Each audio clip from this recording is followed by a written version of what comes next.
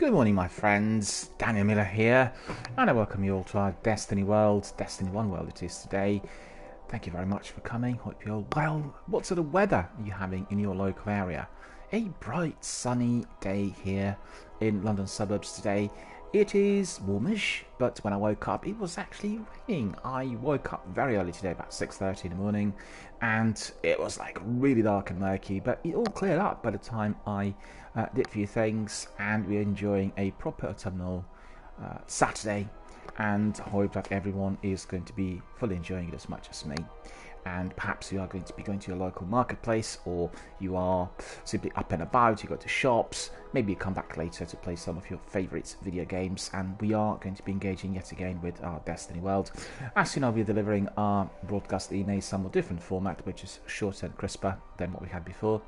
We start first of all with the news, and the news are provided to us by videogamer.com, IGN, and Game Informer. And after that we have some exciting, fierce online gameplay, and at the end, if there's time, we have our community corner. Community corner is always reserved for fierce and wide discussions on everything and anything video gaming related. Sometimes we get very busy and we have lots of participants, and therefore we dedicate quite a bit of time to our in-game chat. Also, we are going to have some separate broadcasts that are dedicated to separate topics, such as video gaming industry, such as the news, also some other exciting new games coming out on PlayStation Now and PlayStation 4 services, and we'll dedicate those to reviews and analysis. So the format is somewhat different. We have shorter streams, but many more on offer, and we hope that the crisp new outlook is going to be enjoyable to everyone who is here with us in our community. So without further ado, we'll start with the news. As I said, the news are provided by videogamer.com. So Mikali's boss responds to allegations of racism, discrimination and controlling behavior.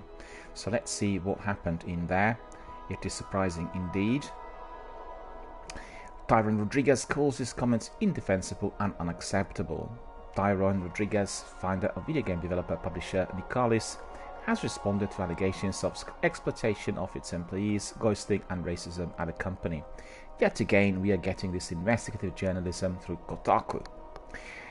Earlier this week, a report by Kotaku spoke of 4 external developers and 7 former Mikali's employees who recalled instances of exploitative action, unprofessionalism and abusive language they had experienced while working with Rodriguez. So we have quite a bit of news on this, but as you know, we don't really like engaging in politics in here, and we'll just really give you the very last bit, which says today Rodriguez responded to the report in a tweet addressing the abusive language he had used. He called it indefensible and unacceptable. As someone who has experienced racism and discrimination in his life, he said, I should know better and be a better person. If I hurt you, day. Okay, so it's fairly political, fairly fierce, and Kotaku yet again investigating some stuff in the industry, and I guess receiving some insider information, which was the case with several other companies in the recent months. Nioh 2 gets online co-op, characters creation and yokai superpowers. Definitely very much of interest, and we've heard that William may make an appearance in the sequels. At Tokyo Game Show, Nioh 2 gameplay and story features were unveiled in a demonstration and interview, revealing online co-op play, character creation and yokai soul superpowers.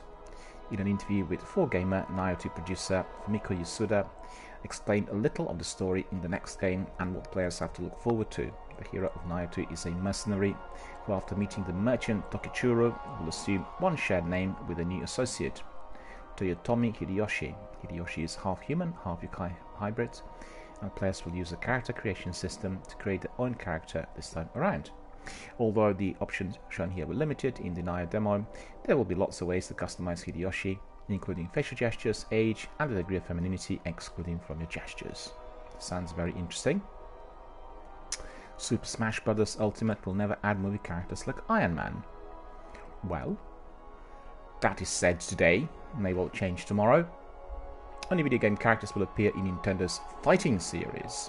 Super Smash Bros. Ultimate Big Boss Masashiro Sakurai stated that the fighting game roster will only ever comprise of video game characters, despite the request for movie and TV heroes to be added. So that's via .esports. Sakurai made the comment while accepting the Grand Award for SSBU on stage at, of course, Tokyo Game Show, which is taking place this week. Twitter user Push Dustin translated his speech and said, "I get all these kinds of requests from abroad like, where's my beloved Iron Man, or where's my beloved Goku? However, basically Smash will only have content from video games in it." He has stated this time and time again, and it seems that Sakurai took his opportunity to officially shatter speculation about the new characters from other media. Back with me.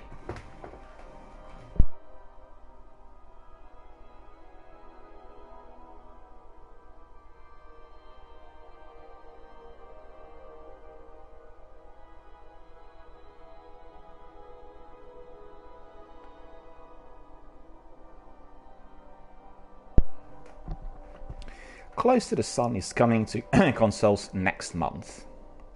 Close to the Sun, another game, an exciting game I should state, will come to PlayStation 4, Nintendo Switch, Xbox One on October the 29th. Close to the Sun is an Art Nouveau inspired survival horror game from developer Storm in a Teacup. An alternate historical setting means that Nikola Tesla is a big cheese and journalist Rose Archer has boarded the Helios, a floating hub for the world's greatest minds, to reconnect with his sister Ada.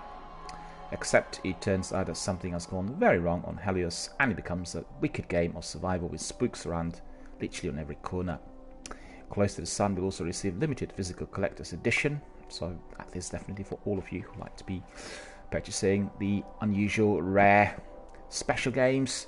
Only 1,000 copies will be printed and it will include a selection of goodies. There's a vinyl record of the title theme, a letter from Ada to Rose, a deluxe art book, a metal pin badge, and physical and digital copies of Close to the Sun. All of this, plus a few extras, priced at $98.66, which means $100 roughly. Did collector video games? Like myself, I collect unusual special editions on all formats, inclusive of DVDs and Blu-rays. Call of Duty Modern Warfare will not be sold on the Russian PlayStation Store. The new Call of Duty Modern Warfare reboot will not be sold on the PlayStation Store in Russia. The PlayStation beta for Call of Duty Modern Warfare multiplayer kicked off yesterday. However, not everyone has been able to get stuck in. Rumours that the game will not be released in Russia have been swirling for some time, as the physical Modern Warfare edition has not appeared in Russian retail stores. Today, a screenshot of Sony support email circulated and said that Modern Warfare could not be coming to the Russian PlayStation Network. DTF.Russia reached out to Sony to confirm the news. According to the call, Call of Duty Modern Warfare has been withdrawn from sale by Activision. The representative also said that it would not be returning to the Russian store at any point in the future, and all pre-orders have been cancelled and refunded. Regarding sale of the game on the Xbox Store and Battle.net, circumstances are being clarified, but it does seem as though it will receive the same fate. Russian media outlets criticized the first Modern Warfare trailer for its depiction of the Syria Civil Defense Volunteer faction. The Syria Civil Defense Organization have opposed Russian military activity in Syria and targeted it with a systematic information warfare campaign that accuses it of funding terrorist groups. So not only will Russian players skip out on the multiplayer beta, they will not be able to purchase the game on PlayStation at all. So really not very good news indeed. Not very good news. So we hear that early beta, I think. The Call of Duty Modern Warfare PlayStation 4 beta menu revealed Activision plans for supply boxes to return to the rebooted Modern Warfare, and players are not happy. In an interview with Game Informer, Infinity Ward's co-design director of multiplayer said that Modern Warfare could take a player-first or player-forward approach. It is something that's really important to us on the development side, he explained. We want, when we release new content, for players to get access to that content and have fun with it. So it's a huge focus for us. We want players enjoying our game, having fun in our game. Call of Duty Black Ops 4 became infamous for including microtransactions that locked high-tier weapons within loot boxes and would therefore require players to shell out to acquire them or experience the gameplay disadvantage without those weapons. So the glitch on the Modern Warfare beta menu shows that the loot box and common supply drops seem to be included in the game's leveling rewards, appearing on the after action screen. The reaction of the community to the supply drops has not been favourable. Activision's approach to model the Call of Duty games as live service titles is well established, but has not always worked very well. The publisher's chief operating officer, Cody Johnson, said the new Modern Warfare will receive the largest post-launch content pipeline in franchise history, and that new multiplayer maps will be added for free. As we know, the game is to release on October 25th, 2019, so that's in about a month and a half, on PlayStation 4, Xbox One and PC. The Super Nintendo World theme park will open next year, eagerly awaited by many of those hardcore dedicated fans of the game. The news are going to be well received for certain. Universal Studios Super Nintendo World theme park will be open to the public in spring of 2020 and will include Super Mario Kart and Yoshi's Adventures rides in its Tokyo park. So we got that, well, videogamer.com got this through Attractions magazine. Olympics in Japan. The park will have 2 rides to begin with in Phase 1, a Super Mario Kart ride and Omnimover Yoshi's Adventures ride. It's the best, and we've tested them all, and they're killers. It's a great lineup. It takes it to the whole next level. It is going to redefine what the park experience is like, and it's really special. Williams explained what's in store for Super Nintendo World.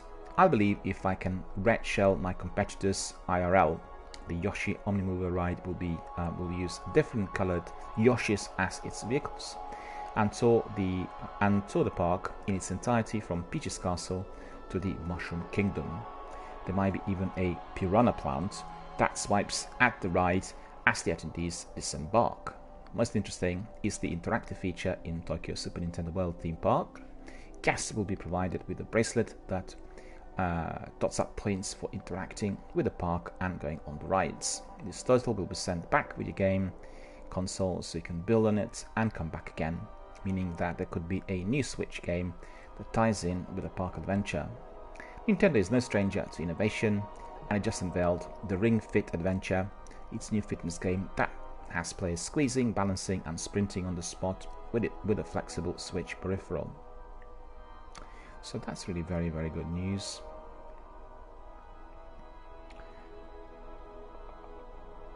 We've heard that Shenmue 3 trailer tours the dreamy spirit of the land. Quite excited to see it. I've not watched it yet. Isnet has released a new Shenmue 3 trailer that tours the idyllic mountain villages of Guilin, China. Described as a mood video, this trailer doesn't offer any plot or character introductions, and instead sails around the tranquil locations and players visit in the next entry to the Shenmue series. There's a quiet village with a tiny market and sunflower grove. The cosmopolitan area is tucked away in the mountains, and its architecture is lit with dainty paper lanterns at night to a very gorgeous sunrise. But what's caught someone's eye is the big pizza pie. It's a seriously big moon. It looks like we're going to have an Armageddon situation coming in, and in mid-September, Kickstarter backers will receive an email asking them which version of the game they would like to receive. So really soaking up in the peaceful ambience of the trailer. It's easy to forget that Shenmue 3 has had quite a tumultuous development journey. In 2015, a Kickstarter campaign was launched and successfully funded, having raised a total of 7.1 million. Shenmue 3 suffered delay after delay and then became an Epic exclusive title on PC. This was met with a backlash as some Kickstarter backers wanted refunds in response to the decision, and Epic Games pledged to cover the cost so that Isnet development funds will be unaffected. Shenmue 3 will release on PlayStation 4 and PC on November the 19th, and indeed the trailer is available on videogamer.com, IGN.com and all other eminent, prominent, the reputable video gaming hubs. I can see that yet again we are suffering from outages. I hate those outages. They're happening on PlayStation Network. There's nothing we can do, but we simply have to end this broadcast and then restart it. So stay with us, bear with us. We'll be back very, very shortly trying to resolve the PSN outages problem.